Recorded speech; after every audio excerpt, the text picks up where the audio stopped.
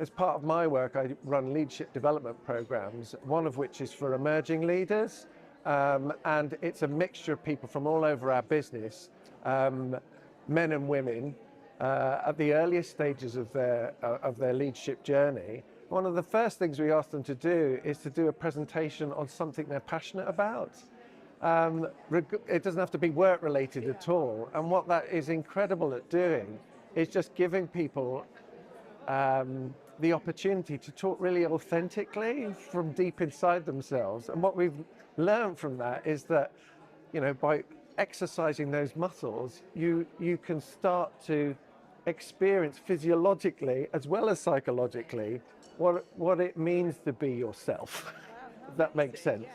And we take them on a 2-year journey, and by the end of it, we invite them to present to an invited audience of family, friends, but also senior leaders in the business. And that's had a tremendous impact on the culture of our organization.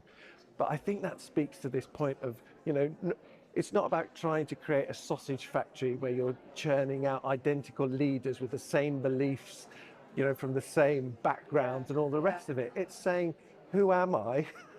How am I going to lead? And how can I harvest the collective intelligence of the teams that I lead, which is a very different approach from the past about command and control. We're in a business that relies on innovation and creativity.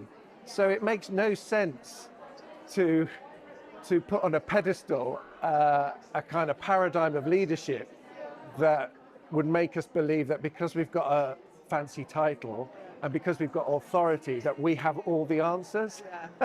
So what we're trying to do is to create more of a coaching learning culture where leaders who enter a room, who are the most senior in the room, would opt to set the agenda and ask questions and be curious of what their team have to offer, because 10 people's ideas and perspectives are better than one.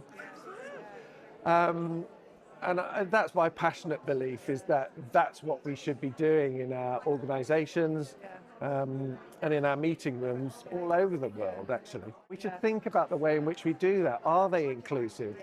So actually, just expecting everybody to speak, for example, in a meeting can be a huge barrier to people who actually cognitively think in a different way. So why aren't we asking people to reflect quietly on their own, or write their ideas on a post-it note before you start a meeting? Those are all techniques that we should be using as leaders. And they come from, I think, more of the coaching world. So I do believe in leaders who coach, and I think that's the way forward.